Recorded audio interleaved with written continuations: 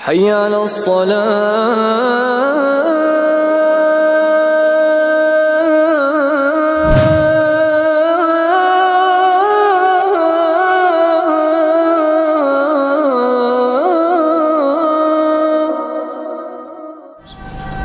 إن الحمد لله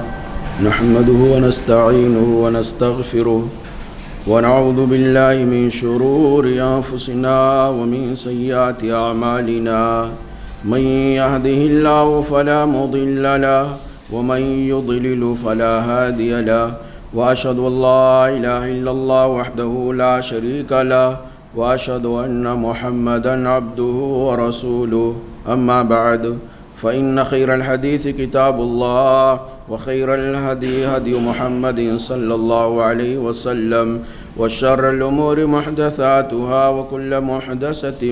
بدعة وكل بدعة ضلالة وكل ضلالة في النار فأعوذ بالله السميع العليم من الشيطان الرجيم من همزه ونفخه ونفثه بسم الله الرحمن الرحيم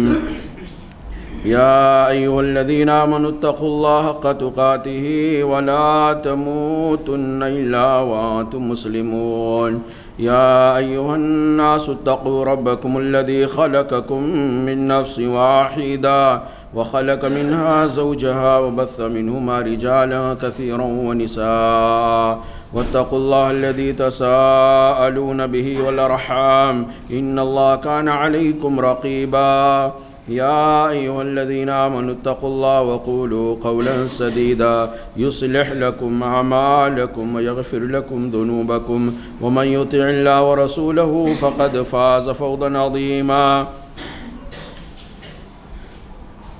اللهم صل على محمد وعلى آل محمد كما صليت على إبراهيم وعلى آل إبراهيم إنك حميد مجيد اللهم بارك على محمد وعلى آل محمد كما باركت على إبراهيم وعلى آل إبراهيم إنك حميد مجيد اللهم انفعني بما علمتني وعلمني ما ينفعني وزدني علما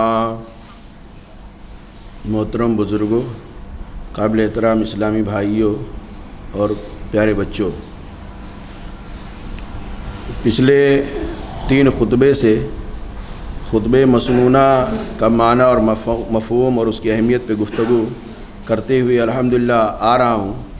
اسی تعلق سے انشاءاللہ آج کی آخری کڑی ہوگی اور بڑی اہم اور بڑی قیمتی باتیں نبی کریم صلی اللہ علیہ وسلم کے خطبے کے اخیر میں بیان کی گئی ہیں۔ نبی کریم صلی اللہ علیہ وسلم نے ارشاد فرمایا خطبے کے اندر اما بعد، یعنی اللہ کی تعریف اور اس کے رسول صلی اللہ علیہ وسلم پر درود و سلام کے بعد، یہیں پہ میں اپنی ایک عادت بتا دینا چاہتا ہوں۔ عام طور سے اگر میرے خطبے میں آپ غور کیے ہوں گے تو میں صرف خطبہ پڑھنے پہ اکتفا کرتا ہوں، اللہ کی تعریف اردو میں بیان کرنے سے تھوڑا بچتا ہوں۔ کبھی شاید میرے منہ سے سنے ہوں کہ میں اردو میں بھی اللہ کی تعریف کروں، لیکن کرنا چاہیے۔ میرے چھوڑنے کا مطلب یہ ہے کہ الحمدللہ اللہ کے فضل و کرم سے اللہ کی بڑائی، اللہ کی کبریائی، اللہ کی حمد و ثنا میں پیارے نبی صلی اللہ علیہ وسلم کے طریقے کے مطابق عربی میں کر چکا رہتا ہوں۔ اس لیے اسی چیز کو دہرانا پھر ٹائم کا تھوڑا سا میرے لیے مشکل ہو جاتا ہے، اس لیے میں صرف عربی میں اللہ رب العالمین کی تعریف و توصیف بیان کرنے پہ اکتفا کرتا ہوں۔ یہ نشاندہی اس لیے مجھے کرنی پڑی کیوں بہت سارے لوگ یہ کہہ دیتے ہیں کہ امام صاحب بس ڈائریکٹ خطبہ شروع کرتے تو اللہ کی تعریف نہیں بیان کرتے۔ تو اللہ کے رسول صلی اللہ علیہ وسلم اما بعد، اللہ کی حمد و ثنا کے بعد، فإن خیر الحدیث کتاب اللہ، روایتوں کے اندر اختلاف ہے، کہیں ہے فإن خیر الحدیث کتاب اللہ اور کہیں ہے فإن اصدق الحدیث کتاب اللہ۔ دونوں کا معنی سیم ہے کہ سب سے بہترین بات، سب سے بہترین کلمہ، سب سے سچا، سب سے اچھا کلام کتاب اللہ۔ کیا ہے؟ اللہ کی کتاب، قرآن مجید ہے۔ دنیا کے اندر اللہ رب العالمین کی کتاب سے بہترین کتاب، دنیا کے اندر اللہ رب العالمین کی بات سے بہتر بات کسی اور کی نہیں ہے۔ یہ ہر انسان خاص طور سے مسلمان جانتا ہے۔ فإن خیر الحدیث کتاب اللہ، سب سے بہترین بات، سب سے سچی بات اللہ کی کتاب ہے۔ وخیر الہدی ہدی محمد صلی اللہ علیہ وسلم، اور سب سے بہترین طریقہ، زندگی گزارنے کا سب سے اچھا طریقہ، ہدایت یافتہ طریقہ وہ کون سا ہے؟ کسی اور کا نہیں، محمد رسول اللہ صلی اللہ علیہ وسلم کا ہے۔ کیا مطلب؟ ٹکڑے کے ذریعے سے ہم کو اور آپ کو یہ پیغام دیا جا رہا ہے، جو اللہ رب العالمین کی کتاب کو سب سے سچا مانتے ہیں، اللہ رب العالمین کی کتاب کو سب سے اچھا مانتے ہیں، محمد رسول اللہ صلی اللہ علیہ وسلم کی لائی ہوئی شریعت کو سب سے اچھا مانتے ہیں، آپ کا طریقہ سب سے اچھا طریقہ ہے، تو اس کا مطلب یہ ہوا کہ جب سب سے اچھی کتاب اللہ کی کتاب، سب سے سچا طریقہ اللہ کے رسول صلی اللہ علیہ وسلم کا طریقہ، تو پھر اتباع اور پیروی کس کی ہونی چاہیے؟ اللہ کی کتاب کی اتباع ہونی چاہیے، اللہ کے رسول صلی اللہ علیہ وسلم کی طریقے کی پیروی ہونی چاہیے۔ یعنی یہ گویا ہم کو اور آپ کو، بلکہ تمام کلمہ پڑھنے والوں کو یہ پیغام دیا جا رہا ہے، ہر جمعہ کے دن ہر نکاح کے اندر یہ دہرایا جا رہا ہے کہ ہر کلمہ پڑھنے والا اپنی گریبان میں منہ ڈال کر کے سوچے کہ وہ جب اللہ کی کتاب کو سب سے اچھا مانتا ہے، محمد رسول اللہ صلی اللہ علیہ وسلم کے طریقے کو سب سے اچھا مانتا ہے، تو پیروی کس کی کرتا ہے، کس کے پیچھے چلتا ہے؟ اپنے خود کے لائف میں، اپنے پرسنل معاملات میں وہ کتنی جگہوں پہ اللہ کی کتاب کو آگے رکھتا ہے، کتنی جگہوں پہ اللہ کے رسول صلی اللہ علیہ وسلم کے طریقے کو آگے رکھتا ہے، اور کتنی جگہوں پہ اپنے بنائے ہوئے امام کی باتوں کو آگے رکھتا ہے۔ یہ لمحہ فکریہ دیتا ہے، یہ ٹکڑا ہم کو اور آپ کو بتاتا ہے کہ کتنی جگہوں پہ تم قرآن کا درس دیتے ہو، تم کتنی جگہوں پہ اے مسلمانوں کلمہ پڑھنے والا، تم ہر کلمہ پڑھنے والا سوچے کہ گھروں کے اندر، مسجدوں کے اندر کس چیز کا درس ہوتا ہے؟ اللہ کی کتاب کا، محمد رسول اللہ صلی اللہ علیہ وسلم کے فرمان کا، جس کو سب سے اچھا سمجھ رہا ہے، یا لال پیلی ہری کتابوں کا درس ہو رہا ہے؟ یہ جائزہ لے۔ اور لال پیلی ہری کتابوں کا درس دینا اور اللہ رب العالمین کے بنائے ہوئے امام کو چھوڑ کر کے اپنے بنائے ہوئے امام کے پیچھے چلنا، اس بات کی دبے لفظوں میں اظہار ہے کہ یہ دوسرا والا پہلے والے کے مقابلے میں زیادہ اچھا ہے۔ یہی مانا ہوا نا؟ جس کی آپ پیروی کر رہے ہیں، جس کی آپ اتباع کر رہے ہیں، جس کو آپ پڑھ رہے ہیں، جس پر آپ عمل کر رہے ہیں، جس کے پیچھے جا رہے ہیں، اس کا مطلب یہ ہے کہ یہ والا اچھا زیادہ ہے، پہلے والا اچھا نہیں تھا۔ آسان مثال ہے بھائی، آپ کی موبائل پرانی ہو گئی ہے، بیٹری کام کرنا بند کر دیا ہے، اس کے اندر کچھ پرابلم ہے، آپ نئی موبائل لے لیے، تو اب آپ نے نئی موبائل لیا، پرانی موبائل کو سائڈ میں لگا دیا، کیا مطلب؟ یہ نئی والی پہلے والی سے اچھی ہے، یہی مطلب ہوا نا بھائی؟ جس کو آپ گلے لگا رہے ہیں، جس کے پیچھے آپ چل رہے ہیں، جس کی باتوں کو من وان مان رہے ہیں، اس کا مطلب ہے کہ وہی اچھا ہے اور پہلے والا اچھا نہیں ہے۔ تو نوز باللہ آپ سوچیں کہ اگر مسلمان کلمہ پڑھ کر کے اللہ رب العالمین کی کتاب کو سب سے اچھا مانے اور اس کا درس نہ دے، اس کے اوپر باتیں نہ کرے، اس کی تفسیر نہ بیان کرے، محمد رسول اللہ صلی اللہ علیہ وسلم کے طریقے کو سب سے اچھا مانے، زبان سے کہے اور بار بار اعلان بھی کرے، لیکن جب عمل کرنے کی باری آ جائے، طریقے پر چلنے کی باری آ جائے، تو اللہ کے رسول صلی اللہ علیہ وسلم کے طریقے کو چھوڑ کر کے کسی اور کے طریقے کو اختیار کرنا، ہر معاملے میں اس بات کی گواہی ہے کہ انسان کے نزدیک حقیقی معنوں میں پہلے والی چیز اچھی نہیں ہے، یہ بعد والی چیز زیادہ اچھی ہے۔ اور اگر یہ تھنکنگ، یہ سوچ کسی مسلمان کا ہو جائے تو پھر اس کو اپنے ایمان کی خیر ماننی چاہیے۔ تو پہلے ٹکڑے کے اندر فَإِنَّ خَيْرَ الْحَدِيثِ كِتَابُ اللَّهِ وَخَيْرَ الْهَدِيِ هَدْيُ مُحَمَّدٍ صلی اللہ علیہ وسلم، اس کے اندر اللہ کے رسول صلی اللہ علیہ وسلم نے ہم کو کتاب و سنت کی اتباع کرنے کا حکم دیا ہے، کتاب و سنت کی پیروی کرنے کا حکم دیا ہے۔ آگے اللہ کے رسول صلی اللہ علیہ وسلم بیان فرماتے ہیں وَشَرُّ الْأُمُورِ، تمام معاملات میں شر مانے سب سے برا، جسے خیر کا اپوزٹ ہے، فَإِنَّ خَيْرَ الْحَدِيثِ سب سے بہترین بات، ایسے ہی آیا وَشَرُّ الْأُمُورِ، اور تمام معاملات میں سب سے برا معاملہ کیا ہے؟ محدثاتها، تمام معاملات میں سب سے برا معاملہ یہ ہے کہ آدمی دین کے اندر کچھ ایجاد کرے، دین کے اندر نئی نئی چیزیں پیدا کرے۔ تمام معاملات میں بہت ساری برائیاں ہو سکتی ہیں، بہت ساری گندی چیزیں ہو سکتی ہیں، بہت سارے گناہ ہو سکتے ہیں، لیکن اللہ کے رسول صلی اللہ علیہ وسلم کہتے ہیں وَشَرُّ الْأُمُورِ، تمام معاملات میں سب سے برا معاملہ کیا ہے؟ محدثاتها، وہ جو دین میں نیا نیا بنایا جائے۔ یعنی ہم کو پتہ یہ چلا اس ٹکڑے کے اندر کہ دین کے اندر جو نیا ہوتا ہے وہ اچھا نہیں ہوتا ہے، نئی نئی چیزیں دین کے اندر یہ اچھی نہیں ہوتی ہیں۔ وہ شر ہوتی ہیں، خیر نہیں ہوتی ہیں، اس لیے کہ اگر اچھی ہوتی، خیر ہوتی تو ہمارے آپ کے پوری کائنات کے نبی محمد رسول اللہ صلی اللہ علیہ وسلم اس کو کیے ہوتے، اس اچھائی کو چھوڑے نہیں ہوتے، کم سے کم اس کا حکم دیے ہوتے، صحابہ کرام اس پر عمل کیے ہوتے۔ اگر نبی صلی اللہ علیہ وسلم نہیں کیا، اگر نبی صلی اللہ علیہ وسلم نہیں کہا، اگر صحابہ نے نہیں کیا، اگر صحابہ نے نہیں کہا، تو اس کا مطلب یہ ہوا کہ اگر وہ نیا ہے تو اچھا نہیں ہے، پوری دنیا مل کر کے اس کو اچھا کہے لیکن اللہ کی نظر میں وہ اچھا۔ وَشَرَّ الْأُمُورِ مُحْدَثَاتُهَا، سب سے برا معاملہ دین کے اندر یہ ہے کہ نئی نئی چیزیں ایجاد کی جائیں۔ بھئی سب سے برا معاملہ کیوں ہے؟ آپ سوچیں ذرا کہ یہ دین کے نام پہ نئی نئی چیزیں پیدا کرنا، نئی نئی ایجادات دین کے اندر، دنیا کے اندر نہیں بول رہا ہوں، اللہ کے رسول صلی اللہ علیہ وسلم کی دوسری حدیثیں صراحت کرتی ہیں دنیا کے معاملے میں تم ہم سے زیادہ جانتے ہو۔ اللہ کے رسول صلی اللہ علیہ وسلم کی حدیث ہے کہ دنیا کا معاملہ تم زیادہ جانتے ہو، کھیتی کیسے کرنی چاہیے، بیج کون سا ڈالنا چاہیے، کون سی زمین میں زیادہ پیداوار ہوگی، تم ہم سے زیادہ جانتے ہوگے، لیکن دین کے معاملے میں اللہ کے رسول صلی اللہ علیہ وسلم کا دین کے اندر اگر کوئی نیا چیز ایجاد کیا جاتا ہے تو سب سے برا ہے۔ کیوں سب سے برا ہے؟ ذرا اس پہ تھوڑی دیر کے لیے سوچنا چاہیے، سوچنا نہیں بلکہ اللہ کے رسول صلی اللہ علیہ وسلم نے اسی حدیث کے آگے والے حصے میں اس کی وضاحت کر دیا ہے۔ کیا وضاحت کیا؟ اللہ کے نبی صلی اللہ علیہ وسلم نے کہا، سنیں، سب سے برا چیز دین کے اندر نیا نیا ایجاد کرنا کیوں ہے؟ وَكُلُّ مُحْدَثَةٍ بِدْعَةٍ، کیونکہ دین کے اندر جو نیا نیا ایجاد کیا جاتا ہے وہ بدعت ہوتی ہے۔ کیا ہوتی ہے؟ پہلی بات بدعت ہوتی ہے، دین کے اندر نیا نیا پیدا کرنا یہ بدعت ہے، اور دوسری خرابی یہ ہے وَكُلُّ بِدْعَةٍ ضَلَالَةٍ، اور ہر بدعت جو ہے وہ گمراہی کا سبب بنتی ہے۔ ہر بدعت جو ہوتی ہے وہ گمراہی ہے، وہ ضلالت ہے، اور جو آدمی بدعت کو اختیار کرتا ہے وہ در حقیقت گمراہی کے راستے پہ جا رہا ہے۔ اپنے آپ چاہے کتنا مگن رہے، اپنے آپ چاہے جتنا خوش رہے، اپنے آپ کو چاہے جتنا پھولے نہ سمائے کہ میں تو بہت آسمان پہ تیر مار دیا ہوں، میں تو جنت میں جانے والا سیدھا کام کر رہا ہوں، لیکن اللہ کے رسول صلی اللہ علیہ وسلم کہتے ہیں اگر آدمی بدعت پر عمل کر رہا ہے تو وہ گمراہی کے راستے پہ چل رہا ہے۔ وَكُلُّ بِدْعَةٍ ضَلَالَةٍ، اور تیسرا یہ وَكُلُّ ضَلَالَةٍ فِي النَّارِ، اور ہر بدعت کا انجام کیا ہونے والا ہے؟ ہر گمراہی کا انجام کیا ہونے والا ہے؟ ہر گمراہی کا انجام، ہر ضلالت کا انجام یہ ہے کہ وہ آدمی گمراہی پر چلنے والے، ضلالت کے راستے پہ چلنے والے کو وہ آدمی جہنم میں پہنچا دیتا ہے۔ وَكُلُّ ضَلَالَةٍ فِي النَّارِ، اور ہر گمراہی جہنم میں لے جانے والی ہے۔ اور یہی نہیں، یعنی دیکھیں کیا سب سے برا معاملہ کیوں ہے؟ کیونکہ یہ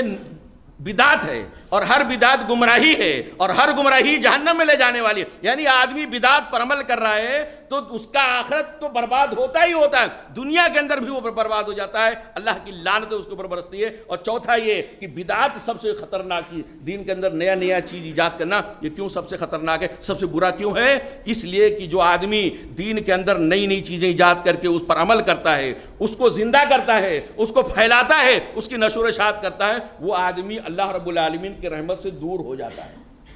وہ اللہ کی نظروں سے مردود ہو جاتا ہے۔ اللہ کے رسول صلی اللہ علیہ وسلم نے کہا کہ من احدث فی امرنا ھذا ما لیس منہ فہو رد، جو آدمی ہمارے اس دین کے اندر، من احدث فی امرنا، ہمارے اس معاملے کے اندر، ہمارے اس دین کے اندر جو آدمی کوئی نئی چیز ایجاد کرتا ہے وہ آدمی اللہ رب العالمین کے یہاں مردود ہے، اللہ کی رحمتوں سے دور ہو جاتا ہے۔ دوسری حدیث کے اندر اللہ کے رسول صلی اللہ علیہ وسلم صراحت کیا ہے کہ اس آدمی کی نہ نفل اللہ قبول کرتا ہے اور نہ فرض اللہ تعالیٰ قبول کرتا ہے، اور اس آدمی کے اوپر جو بدعت ایجاد کرتا ہے، بدعت پر عمل کرتا ہے، بدعت کو پھیلاتا ہے، بدعت کی طرف لوگوں کو بلاتا ہے، اس آدمی کے اوپر اللہ کی لعنت ہوتی ہے، فرشتوں کی لعنت ہوتی ہے، تمام نیک لوگوں کی لعنت ہوتی ہے۔ یعنی اللہ تعالیٰ ایسے بدعت پر عمل کرنے والے، بدعت کی دعوت دینے والے کو اللہ تعالیٰ اپنی رحمت سے دور کر دیتا ہے، اور اللہ کے فرشتے اللہ تعالیٰ سے دعا کرتے ہیں کہ اللہ تعالیٰ اس بدعتی کو اپنے دربار سے تو دور کر دے، اپنی رحمت سے دور کر دے، اور نیک لوگ بھی اس کے لیے یعنی اس کے اللہ تعالیٰ کی رحمت سے دور ہونے کا دعائیں کرتے ہیں۔ اور یہی نہیں، بدعت ایک اتنی خطرناک چیز ہے جس کے اللہ کے رسول صلی اللہ علیہ وسلم اپنے ہر خطبے کے اندر نشاندہی کرتے ہیں کہ بدعتی آدمی اللہ رب العالمین کے رحمت سے دور ہوتا ہی ہوتا ہے۔ حوض کوثر سے محمد رسول اللہ صلی اللہ علیہ وسلم کے دشت مبارک سے جام کوثر پینے سے بھی محروم کر دیا جاتا ہے، دور کر دیا جاتا ہے۔ اللہ کے نبی صلی اللہ علیہ وسلم کی حدیث بارہا سنے ہوں گے کہ کچھ لوگ اللہ کے رسول صلی اللہ علیہ وسلم کی طرف حوض کوثر پہ آ رہے ہوں گے، اللہ کے رسول صلی اللہ علیہ وسلم ان کے چہرے کو دیکھ کر کے ان کے اعضائے وضو کو دیکھ کر کے پہچان رہے ہوں گے میرے امتی، کیونکہ ان کے ہاتھ پیر چمک رہے ہوں گے، اعضائے وضو چمک رہے ہوں گے۔ اللہ کے رسول صلی اللہ علیہ وسلم کہتے ہیں میں دیکھ رہا ہوں لوگ میرے حوض کوثر پہ آ رہے ہیں، لیکن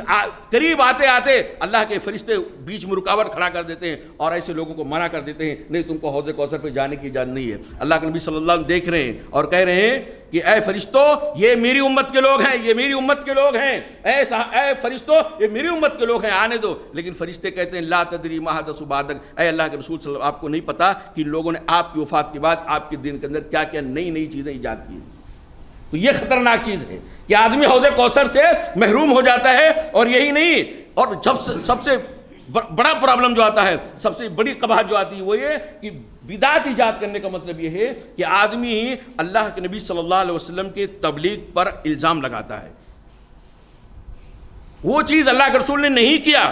وہ چیز اللہ کے رسول صلی اللہ علیہ وسلم نے نہیں بتایا، جبکہ وہ چیز اچھی تھی،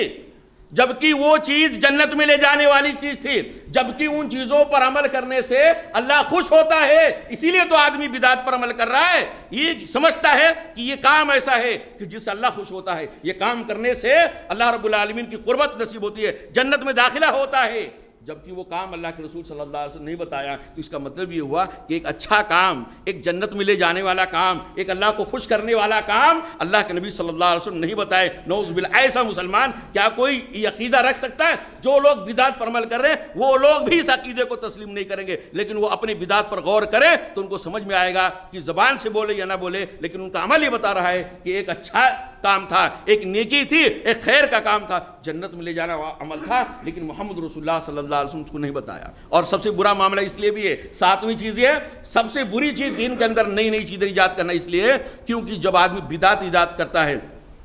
تو اس سے توبہ کی توفیق کو اللہ تعالیٰ چھین لیتا ہے۔ چوری کرنے والا توبہ کر لے گا،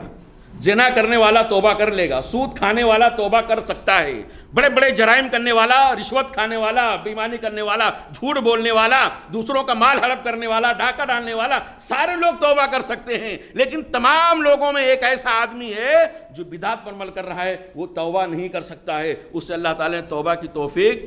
چھین لیا۔ کیوں چھین لیا ہے؟ اس لیے کہ چور سمجھتا ہے میں غلط کر رہا ہوں، زنا کرنے والا سمجھتا ہے میں غلط کر رہا ہوں، ڈاکہ ڈالنے والا سمجھ رہا میں غلط کر رہا ہوں، نماز چھوڑنے والا سمجھ رہا میں غلط کر رہا ہوں، دوسرے کا مال ہڑپ کرنے والا سمجھ رہا میں غلط کر رہا ہوں، سودی کاروبار کرنے والا سمجھ رہا میں غلط کر رہا ہوں۔ اس لیے توبہ وہ کرتا ہے جو سمجھتا ہے میں غلط کر رہا ہوں، اور بدعتی کا معاملہ یہ ہوتا ہے کہ وہ اس کو برا نہیں، اس کو غلط نہیں، اس کو گناہ نہیں، بلکہ اس کو نیکی سمجھتا ہے، اس کو اچھا سمجھتا ہے، اس کو جنت میں لے جانے والا کام سمجھتا ہے۔ تو آپ بھلا بتائیں جو آدمی یعنی گناہ کو، اور سب سے بڑے گناہ کو، شرک کے بعد سب سے بڑے گناہ کو وہ ثواب سمجھ کے کر رہا ہو، وہ تو اس سے توبہ کی امید کیسے کی جا سکتی ہے؟ اس لیے میرے بھائی یہ خطرناک چیز اللہ کے رسول صلی اللہ علیہ وسلم بار بار دہراتے تھے کہ یاد رکھو لوگو، فَإِنَّ خَيْرَ الْحَدِيثِ كِتَابُ اللَّهِ وَخَيْرَ الْهَدْيِ هَدْيُ مُحَمَّدٍ صلی اللہ علیہ وسلم۔ اتباع کے لائق اگر کوئی کتاب ہے، پیروی کے لائق اگر کوئی شخصیت ہے تو وہ محمد رسول اللہ صلی اللہ علیہ وسلم کی اور اللہ رب العالمین کی کتاب ہے، اس کو پڑھو، اس کو سمجھو۔ سب سے اچھی کتاب، سب سے اچھا طریقہ یہی ہے۔ وَشَرُّ الْأُمُورِ مُحْدَثَاتُهَا، اور تمام معاملات میں سب سے برا معاملہ، سب سے خراب معاملہ دین کے اندر نئی چیزیں ایجاد کرنا، اس لیے کہ دین کے اندر نئی چیزیں ایجاد کرنا، وَكُلُّ بِدْعَةٍ ضَلَالَةٍ وَكُلُّ مُحْدَثَةٍ بِدْعَةٍ وَكُلُّ بِدْعَةٍ ضَلَالَةٍ وَكُلُّ ضَلَالَةٍ فِي النَّارِ۔ اور ایسے آدمی کو اللہ رب العالمین اپنے یہاں سے دھتکار دیتا ہے، اس کو بھگا دیتا ہے، اپنی رحمت سے دور کر دیتا ہے، حوض کوثر سے محروم ہو جائے گا۔ ان تمام چیزوں کو یاد رکھو، اور بدعت پر عمل کرنے والا، بدعت کا پرچار کرنے والا، وہ اللہ رب العالمین کے یہاں سے توبہ کی توفیق سے محروم ہو جاتا ہے۔ یہ تمام چیزیں اللہ کے رسول بار بار دہراتے تھے۔ ہم کو اور آپ کو یہ پیغام ملتا ہے اس حدیث کے اندر میرے بھائیوں کہ جب تک زندہ رہیں قرآن کی اتباع کریں، قرآن کو پڑھیں، قرآن کو سمجھائیں، قرآن کی تعلیمات کو عام کریں، اور نبی کریم صلی اللہ علیہ وسلم کے طریقے کو اپنی زندگی کے ہر میدان میں فالو کریں، اتباع کریں۔ اتباع کرنے میں عافیت ہے، اتباع کرنے میں بھلائی ہے، کامیابی ہے، اور یعنی بدعت سے اور نئی نئی چیزیں ایجاد کرنے سے خود کو بچنا چاہیے۔ یہ پیغام ہم کو اور آپ کو دیتی ہے یا نبی کریم صلی اللہ علیہ وسلم کی حدیث کہ جو اچھا مسلمان ہوتا ہے، سچا مسلمان ہوتا ہے، پیارے نبی صلی اللہ علیہ وسلم کا سچے منہج پر چلنے والا ہوتا ہے، وہ اتباع کا حکم دیتا ہے، بدعت کا پرچار نہیں کرتا ہے۔ یہ اللہ رب العالمین کا بے پایا شکر و احسان ہے کہ یہ اعجاز اور یہ رتبہ، یہ مرتبہ صرف اہل حدیث کو الحمدللہ ملا ہے، اہل سنت والجماعت کو ملا ہے کہ پوری دنیا کے لوگ ہمارے اوپر الزام لگا سکتے ہیں، پوری دنیا کے لوگ ہمارے اوپر یہ کہہ سکتے ہیں یہ لوگ بے نمازی ہیں، یہ لوگ کہہ سکتے ہیں کہ ان کے یہاں چوری ہوتی ہے، ان کے یہاں ڈکیتی ہوتی ہے، ان کے یہاں سودی کاروبار بھی ہوتا ہے، سارے الزامات لگائے جا سکتے ہیں، لیکن آج تک کسی مائی کے لال نے یہ دودھ نہیں پیا ہے کہ اہل حدیث پر الزام لگائے کہ ان کے یہاں بھی شرک ہوتا ہے اور ان کے یہاں بھی بدعت ہوتی ہے۔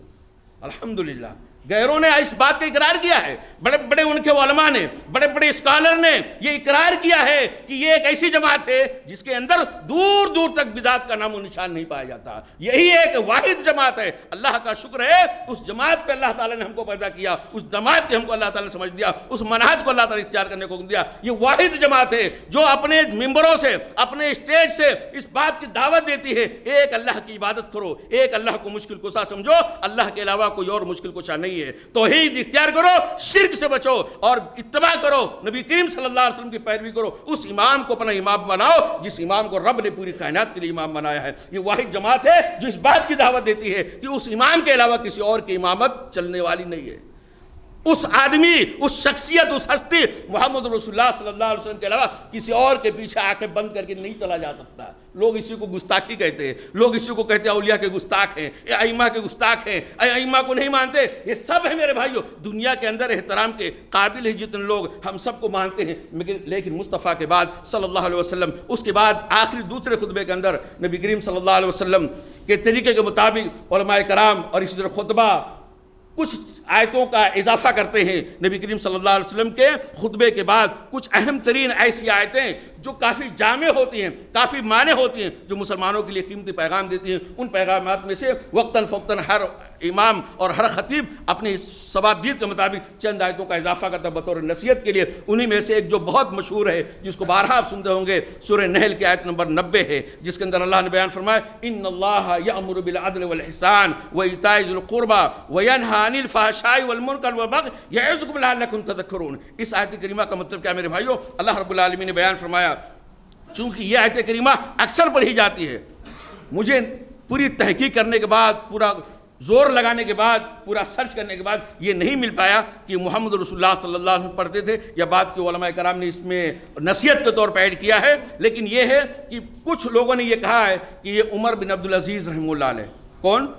عمر بن عبدالعزیز رحمہ اللہ علیہ، جو پائے درجے کے خلیفہ تھے اور واقعی بڑے نیک اور متقی پرہیزگار اللہ کے بندے تھے، اور انہوں نے خلافت کیا صرف 2 یا 1.5 سال بمشکل انہوں نے خلافت کیا، لیکن ایک نبی کریم صلی اللہ علیہ وسلم کے طریقے کے مطابق، نبی کریم صلی اللہ علیہ وسلم کی سنت کے مطابق انہوں نے خلافت کیا۔ بہت ہی پارسا انسان تھے اور بہت بڑے عالم دین بھی تھے، تو انہوں نے اس آیت کریمہ کو اپنے خطبے کے اندر ایڈ کیا اور وہیں سے چلتا رہا۔ تو بہرحال یہ ہم نہیں کہیں گے یہ سنت ہے، اس آیت کریمہ کا ان اللہ یأمر بالعدل والإحسان ہم نہیں کہیں گے اسی کو پڑھنا ضروری ہے۔ اس کے علاوہ بھی قرآن کریم کی وہ آیتیں، قرآن کریم کی وہ صورتیں جو عوام کے حالات کے اعتبار سے مناسب ہو، خطیب پڑھ سکتا ہے بطور نصیحت کے لیے، چونکہ یہ زیادہ چل رہی ہے اس لیے میں اس کو مناسب سمجھا کہ ذرا اس کی نشاندہی کر دیجیے۔ اللہ تعالیٰ نے بیان فرمایا ان اللہ یأمر بالعدل والإحسان وإیتاء ذی القربى وینہی عن الفحشاء والمنکر والبغی۔ اللہ تعالیٰ نے 3 چیزوں کو کرنے کا حکم دیا ہے اس آیت کریمہ کے اندر، اور 3 چیزوں سے اللہ تعالیٰ نے منع کیا ہے۔ علماء کرام نے کہا ہے کہ قرآن کریم کے اندر اللہ تعالیٰ نے جتنی چیزوں کا حکم دیا ہے اور جتنی چیزوں سے اللہ تعالیٰ نے منع کیا ہے، تمام کی تمام اوامر اور تمام کے تمام نواہی اس آیت کریمہ کے اندر اللہ نے جمع کر دیا ہے۔ بہت جامع ترین آیت ہے کہ اللہ تعالیٰ نے بیان فرمایا ان اللہ یأمر، بے شک لوگوں سن لو، یقیناً اللہ رب العالمین تم حکم دیا ہے عدل کرنے کا، انصاف کرنے کا۔ یہ ایک الگ عنوان بن جائے گا، عدل کس کو کہتے ہیں، انصاف کس کو کہتے ہیں، یعنی انسان کے، مسلمان کے تمام اس کے عقائد، اس کے اعمال، اس کی نیکیاں، اس کے اخلاق، اس کے معاملات، ہر چیز میں عدل ہونا چاہیے، انصاف ہونا چاہیے، افراط و تفریط سے اس کا ہر معاملہ پاک صاف ہونا چاہیے۔ اعتدال والا راستہ، انصاف والا راستہ، معتدل راستہ ہونا چاہیے۔ عقائد کے اندر بھی غلو نہیں ہونی چاہیے، عقائد کے اندر افراط و تفریط نہیں ہونی چاہیے، اسی طرح معاملات کے اندر بھی، نیکی کرنے کے اندر بھی آدمی کو اسلام نے افراط و تفریط کرنے سے بچنے کا حکم دیا ہے۔ یعنی عدل یہ ہے، نیکی کرنے میں عدل کیا ہے؟ نیکی کرنے میں انصاف کیا ہے معلوم ہے؟ بہت ساری روایتیں اللہ کے رسول صلی اللہ علیہ وسلم کی خدمت میں ایک صحابی آئے، کہا اللہ کے رسول صلی اللہ علیہ وسلم میری دولت آپ دیکھ ہی رہے ہیں، میں کتنا بڑا آدمی ہوں اور میری ایک ہی بیٹی ہے، میرے مرنے کے بعد میری بیٹی پورے مال کی وارث ہوگی تو اس کے لیے بہت زیادہ ہے، تو اللہ کے رسول صلی اللہ علیہ وسلم میں اپنا پورا مال کیا کرنا چاہتا ہوں؟ صدقہ کرنا چاہتا ہوں۔ نیکی کرنے میں اعتدال دیکھیں، نیکی کرنے میں عدل دیکھیں۔ صحابی کہتے ہیں اللہ کے رسول صلی اللہ علیہ وسلم میں اپنا مال صدقہ کرنا چاہتا ہوں، ایک دم آخری ٹائم پہ اللہ کے رسول صلی اللہ علیہ وسلم کہا نہیں، پورا مال صدقہ نہیں کر سکتے۔ کہا اللہ کے رسول صلی اللہ آدھا دے دوں، پوری پراپرٹی کا آدھا اللہ کے نام پہ وقف کر دوں، صدقہ کر دوں؟ کہا نہیں، آدھا بھی نہیں کر سکتے۔ کہا اللہ کے رسول صلی اللہ علیہ وسلم 1/3 تین حصہ کر کے ایک حصہ دے دوں؟ کہاں ایک حصہ دے دو، لیکن یہ بھی زیادہ ہے، لیکن یہ بھی زیادہ ہے۔ یعنی دیکھیں نیکی کرنے میں بھی اللہ کے رسول صلی اللہ علیہ وسلم نے اعتدال کا راستہ سکھایا ہے، صدقہ خیرات کرنے میں بھی اعتدال کا راستہ اختیار کرنا کا حکم اللہ نے دیا ہے۔ اس کی وجہ یہ ہے کہ اللہ کے رسول صلی اللہ علیہ وسلم نے کہا کہ تم اپنے اولاد کو، اپنے ورثہ کو کھاتا پیتا چھوڑ کر کے جاؤ، یہ زیادہ بہتر ہے بنسبت اس کے کہ آخری ٹائم پہ پورا مال صدقہ کر دو اور بعد میں تمہارے جو ورثہ ہوں، تمہارے بیٹے ہوں، تمہارے اولاد ہوں، تمہارے رشتہ دار ہوں، وہ کٹورا لے کے بھیک مانگنے پر مجبور ہو جائیں، تو اس سے بہتر ہے کہ ان کو کھاتا پیتا چھوڑ کر کے جاؤ۔ تو یہ اعتدال اللہ کے رسول صلی اللہ علیہ وسلم کے پاس 3 صحابی کا واقعہ معلوم ہے۔ اللہ کے رسول صلی اللہ علیہ وسلم کی عبادت کو جانا، کہا اللہ کے رسول صلی اللہ عبادت کرے نہ کرے وہ تو جنتی ہیں، جنتیوں کے سردار، جنت الفردوس میں ان کا جگہ ہے، اللہ تعالیٰ نے ان کے اگلے پچھلے ساری خطاؤں کو معاف کر دیا۔ تو نبی کریم صلی اللہ علیہ وسلم جیسی ہم عبادت کریں گے تو ہمارے لیے جنت ممکن نہیں ہوگی، ہمارے لیے جنت کا بھی مشکل ہو جائے گی، کیونکہ ان کا تو پہلے ان کو اللہ تعالیٰ نے پہلے مغفور کر دیا ہے، اللہ نے ان کو پہلے مغفرت کا پروانہ دے دیا، وہ کریں نہ کریں ہم کو اور زیادہ نیکی کرنا چاہیے۔ ایک یاد رکھیے، بدعت کہاں سے پیدا ہوتی معلوم ہے؟ بدعت پیدا کہاں سے ہوتی ہے؟ دین کے اندر نئی چیزیں آتی کہاں سے؟ جو اسلام ہے، اسلام کی جو تعلیمات ہیں، ایک آدمی اپنی دینی کمزوری، ایمانی کمزوری، اپنی کوتاہی اور سستی کی وجہ سے پورے دین پر عمل نہیں کر پاتا ہے، بہت سارے دین کے گوشوں کو اپنی عملی زندگی سے نکال دیتا ہے، لیکن اس کے بعد وہ اپنے نفس کو جھوٹا تسلی دینے کے لیے کچھ ایسی چیزوں کو کھوج کر کے لاتا ہے، کچھ ایسی چیزوں کو ایجاد کر کے لاتا ہے جو اس کو دوسرے نیکی کے برابر دکھتی ہے، اس کا بدل دکھتی ہے۔ 5 کام نہیں کر سکتا، 5 نیکی نہیں کر سکتا، 1 نیکی کر لوں گا 5 کا بدلہ ہو جائے گا،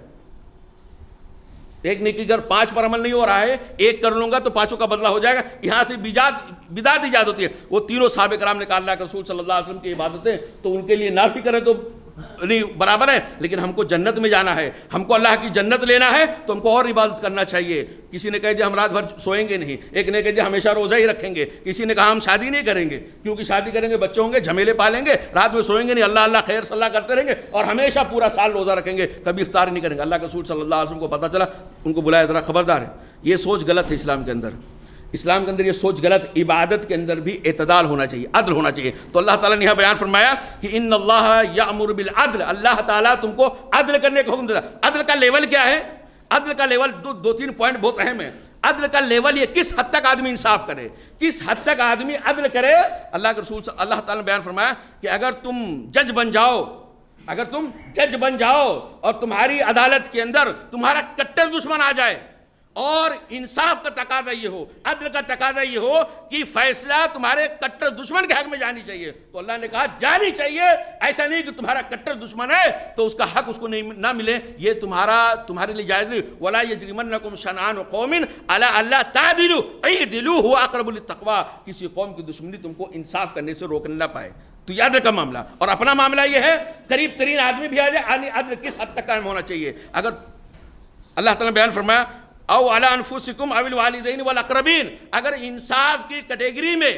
کورٹ یعنی عدالت اور انصاف کے کٹہرے میں عدالت کے اندر اگر تم مجرم بنتے ہو تمہارے والدین مجرم بنتے ہیں اور انصاف کا تقاضا یہ ہو کہ تمہارے کو سزا ملے، تمہارے والدین کو سزا ملے، تمہارے رشتہ داروں کو سزا ملے، تو سزا مل جانی چاہیے، یہ عدل کا تقاضا ہے۔ یہ نہیں کہ میں تو جج ہوں اور غلطی میں نے ہی کیا تو مجھے سزا نہیں ملنی چاہیے، یہ انصاف نہیں ہے۔ جو غلطی ہے کرے اس کو غلطی کی سزا ملنا چاہیے۔ تو پہلی چیز اللہ تعالیٰ نے کہا کہ تم کو عدل کرنے کا حکم اللہ تعالیٰ دے رہا ہے، والاحسان، اور احسان کرنے کا حکم دے رہا ہے۔ احسان مانے بھلائی، کسی کو اس کے حق سے زیادہ دے دینا۔ اسی طرح وَإِيتَاءِ ذِي الْقُرْبَى، اور رشتہ داروں کو، قریبی لوگوں کے حقوق کو ادا کرنے کا بھی اللہ تعالیٰ حکم دے رہا ہے۔ تمام دنیا کی لڑائیاں، جھگڑے، کورٹ کچہری کے چکر کیوں ہو رہے ہیں آج؟ وہ میرا لے لیا، وہ میرا لے لیا، وہ میرا نہیں دے رہا، یہی لے کے ہے۔ بیوی شوہر کا معاملہ ہو، فیملی کورٹ ہو، جیسا بھی، سارے کورٹس کے اندر جتنے بھی کیسز ہیں سب اسی کو لے کے کہ میرا حق مجھے نہیں مل رہا ہے۔ اللہ تعالیٰ نے کہا وَإِيتَاءِ ذِي الْقُرْبَى، اور اپنے قریبی رشتہ داروں کو اپنا حق دے دیا کرو، ان کا حق دے دیا کرو۔ اب آپ سوچتے ہو کہ قریبی لوگوں کو دیں گے دوسرے لوگوں کو نہیں دیں گے؟ بڑی باریکی اللہ تعالیٰ نے رکھا ہے اس کے اندر۔ بھائی دوسرے لوگوں کو خیرات لے جا کے بانٹ دینا تو بہت آسان ہے، دوسرے لوگوں کو، راستہ چلتے ہوئے لوگوں کو خیرات بانٹ دینا، ان کے ساتھ احسان کر دینا بڑا آسان ہے، لیکن اپنوں کے ساتھ احسان کرنا، اپنے بھائی کے ساتھ احسان کرنا، اپنے بچوں کے ساتھ احسان کرنا، اپنے قریبی رشتہ داروں کے ساتھ احسان کرنا، یہ بڑا مشکل ہے۔ کیسے مشکل ہے؟ اس لیے کہ انہی لوگوں سے تو ہماری لڑائی ہوتی ہے، روڈ چلتے ہوئے لوگوں سے لڑائی ہوتی ہے، تو یہی تو ہمارے یعنی صبح کے آرام اور رات کے سکون کو یہی لوگ غارت کرتے رہتے ہیں۔ ابا سے لڑائی، بھائی سے لڑائی، چاچا سے لڑائی، بھتیجے سے لڑائی، ماموں سے لڑائی، انہی لوگوں سے لڑائی ہوتی ہے، اور انہی لوگوں کا حق آدمی مار کھا جاتا ہے۔ اس لیے اللہ تعالیٰ نے خاص طور سے رشتہ داروں کے حقوق کو ادا کرنے کا حکم دیا ہے، اور اللہ کے رسول اللہ رب العالمین نے آگے بیان فرمایا تو 3 چیزوں کا اللہ نے حکم دیا ہے، ایک عدل کرنے کا، ایک احسان کرنے کا ہر معاملے میں، اور اسی طرح تیسرا اللہ تعالیٰ نے جو حکم دیا ہے وہ یہ کہ رشتے ناطے کو جوڑ کر کے رکھے جائے۔ اللہ کے رسول صلی اللہ علیہ وسلم کی ایک حدیث ہے، آپ صلی اللہ علیہ وسلم کہتے ہیں کہ بہت قریب ہے کہ لوگوں کے اوپر اللہ کا عذاب آ جائے اگر اپنی اس روش کو چینج نہیں کر دیتے، وہ یہ کہ والدین کی نافرمانی کرنے لگ جائیں۔ والدین کی نافرمانی ایک ایسا جرم ہے، یہ بھی حق تلفی کے اندر آتا ہے، رشتہ داروں کے حقوق ادا نہ کرنے کے زمرے میں آتا ہے۔ اللہ کے رسول صلی اللہ علیہ وسلم کہتے ہیں بہت ساری گناہوں کا سزا اللہ بعد میں آخرت میں دیتا ہے، لیکن یہ ہے والدین کے حقوق کو غصب کرنا، والدین کی توہین کرنا، والدین کے ساتھ گستاخی کا رویہ اختیار کرنا، ان کے حق تلفی کرنا، یہ ایک ایسی سزا ہے کہ اس کی سزا اللہ تعالیٰ آخرت سے پہلے دنیا کے اندر بھی دے دیتا ہے۔ تو 3 چیزوں کا اللہ نے حکم دیا اور 3 چیزوں سے منع کیا۔ وَيَنْهَا، اور اللہ بے شک اللہ تعالیٰ تم کو منع کر رہا ہے، عن الفحشاء والمنکر والبغی، فحشا بے حیائی کی باتیں، بے شرمی کی باتیں جو زبان پہ آدمی لا نہ سکے لوگوں کے بیچ میں، وہ بھی بے حیائی کی بات کر رہا ہے، بے حیائی کی کام کر رہا ہے۔ تو بے حیائی کی باتیں بولنے سے، بے حیائی کے کام کرنے سے اللہ تعالیٰ نے تو منع کیا ہے۔ والمنکر، منکر خلاف شرع کام، وہ کام جس کو شریعت نے جائز نہیں قرار دیا، وہ کام جس کو انسانی فطرت قبول نہ کرے، وہ کام جس کو کرنے کے بعد اس کی اگر ضمیر زندہ ہو تو اس کو لعن طعن کرے، تو نے کیا کر دیا، کیا کر دیا، نہیں کرنا چاہیے، فلاں کے ساتھ زیادتی کیا، فلاں کے ساتھ۔ تو ایسا کام جس کو کرنے کی وجہ سے اس کا نفس اس کو ملامت کرے، اس کی فطرت سلیمہ اس کی مخالفت کرے، اسلام اس کی مخالفت کرے، ایسے کے سارے کام منکر کہلاتے ہیں۔ اللہ تعالیٰ نے تم کو منکر کاموں سے بچنے کا حکم دیا ہے۔ اسی طرح سے والبغی، اور سرکشی، دوسرے کا حلف کر لینا، اپنا نہیں دینا۔ لوگوں کے یہاں عجیب پیمانے ہوتے ہیں، تولنے کے الگ الگ ترازو ہوتے ہیں۔ اللہ تعالیٰ نے کہا کہ تم کو اللہ تعالیٰ نے زیادتی کرنے سے، ظلم کرنے سے بھی اللہ تعالیٰ نے منع کیا ہے۔ اور آگے کا جو ٹکڑا یعظکم لعلکم تذکرون، یہ باتیں جو 3 باتوں کا حکم دیا گیا ہے، 3 باتوں سے منع کیا گیا ہے، اس کا مطلب یہ نہیں ہے کہ ایک کان سے سنو دوسرے کان سے نکال دو۔ یعظکم، اللہ تعالیٰ تم کو نصیحت کر رہا ہے، لعلکم تذکرون، اس کا یہ مطلب نہیں ہوتا ہے کہ ایک کان سے سنو ایک کان سے نکال دو، ایک آنکھ سے پڑھو دوسرے آنکھ سے نکال دو۔ اس کا یہ مطلب نہیں کہ صرف خطبات کے اندر یا قرآن کے اندر اس آیت کریمہ کو ثواب کے طور پہ پڑھتے جاؤ، بلکہ اس آیت کریمہ کا مطلب یہ ہے، اس کا پیغام یہ ہے کہ یعظکم، اللہ تعالیٰ تم کو نصیحت کر رہا ہے تمہارے بھلائی کے، لعلکم تذکرون، تاکہ تم لوگ کیا کرو، نصیحت حاصل کرو۔ تو یہ تمام خطبے کے اندر جو مین پوائنٹ تھے میرے بھائیو، توحید کا معاملہ، شرک سے بچنے کا معاملہ، اللہ رب العالمین کی طاقت اور قوت کا معاملہ، اسی طرح محمد رسول اللہ صلی اللہ علیہ وسلم کی رسالت کا معاملہ، کتاب اللہ کے سب سے اچھے ہونے اور نبی کریم کریم صلی اللہ علیہ وسلم کے طریقے کے سب سے سچے ہونے اور بدعات سے بچنے کا جو اللہ کے رسول صلی اللہ علیہ وسلم نے اس خطبے کے اندر پیغام دیا ہے، یہ تمام کے تمام پیغامات ہر خطبے کے اندر دہرایا جاتا ہے۔ ہمارے اور آپ کے لیے ضروری ہے، مسلمانوں کے لیے ضروری ہے کہ اپنی زندگی کو اس خطبے کے آئینے میں دیکھے کہ کتنی جگہوں پہ اس خطبے کی مخالفت ہو رہی ہے اور کتنی جگہوں پہ موافقت ہو رہی ہے۔ اگر موافقت ہو رہی ہے، یقیناً جو خطبے کے اندر پڑھ رہا ہے، جو خطبے کے اندر سن رہا ہے، اس کے مطابق اس کی زندگی کی گاڑی چل رہی ہے تو فبیہا، اللہ کا شکر ہے۔ اور اگر اس سے ڈاواڈول ہے، اس سے پھسل رہی ہے، اس کی گاڑی ٹریک سے اتر گئی ہے، تو ایسے آدمی کو رک کر کے اپنی زندگی کا محاسبہ کر کے اللہ تعالیٰ سے توبہ کر کے اپنے اعمال کو درست کرنا چاہیے۔ اللہ تعالیٰ سے دعا ہے کہ رب العالمین ہم تمام بھائیوں کو توحید کی سمجھ عطا فرما دے، توحید کو اختیار کرنے والا بنا دے۔ رب العالمین ہمیں بتا دے شرک کیا ہے، اور شرک کی غلاظتوں سے، شرک کے تمام اقسام سے اللہ تعالیٰ ہماری حفاظت فرمائے۔ اللہ رب العالمین جسے تو نے کلمہ پڑھایا ہے لا الہ الا اللہ محمد رسول اللہ، اللہ تعالیٰ ہمیں کتاب اللہ کو اور نبی کریم صلی اللہ علیہ وسلم کی حدیثوں کو سب سے زیادہ قیمتی اور سب سے زیادہ انمول، اپنی جان سے بھی زیادہ عزیز تر رکھنے کی توفیق عطا فرمائے۔ اللہ تعالیٰ اسی کے سائے میں جب تک ہم زندہ رہیں۔ اللہ تعالیٰ جب ہمارا خاتمہ ہو تو کتاب و سنت کی تعلیمات پر ہی ہمارا خاتمہ ہو۔ آمین اقول قولی ھذا استغفر اللہ لی ولکم ولسائر المسلمین فاستغفروہ انہ هو الغفور الرحیم۔